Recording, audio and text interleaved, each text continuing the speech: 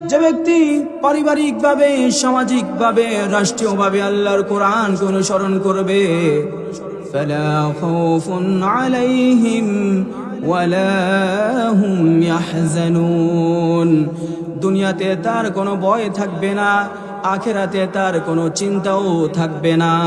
সুবহানাল্লাহ। যে ব্যক্তি আল্লাহর কোরআনকে অনুসরণ করবে জীবনের প্রতিটি ক্ষেত্রে, দুনিয়া এবং আখিরাতে তার কোনো ভয়ও থাকবে না, কোনো চিন্তাও থাকবে না। তাহলে তার জন্য কি রয়েছে?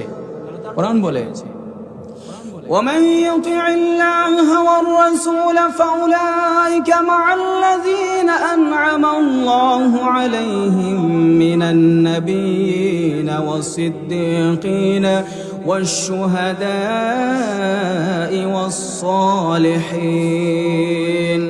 وَمَن يُطِعِ اللَّهَ وَالرَّسُولَ, যে ব্যক্তি আল্লাহর কোরআন এবং রাসূলুল্লাহ সাল্লাল্লাহু আলাইহি ওয়াসাল্লামের সুন্নাহ মোতাবেক জীবনকে পরিচালনা করবে, ফাউলাইকা মাআল্লাযীনা আন'আমা আল্লাহু আলাইহিম মিনান নাবিয়্যিন, সে ব্যক্তি নিয়ামত প্রাপ্ত দলের সঙ্গে থাকবে, আর তারা হচ্ছে নবিয়্যিন, সে নবীদের সঙ্গে থাকবে, ওয়াসিদ্দিকিন, সত্যবাদীদের সঙ্গে থাকবে, ওয়াশুহাদাই, এবং শহীদদের সঙ্গে থাকবে, ওয়াসসালিহিন, এবং নেককারদের সঙ্গে থাকবে, ওয়াহাসুনা উলাইকা রফিকা।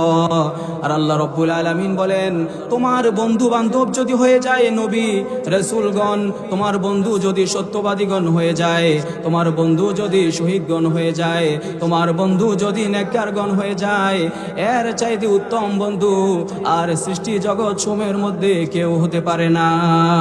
সুবহানাল্লাহ।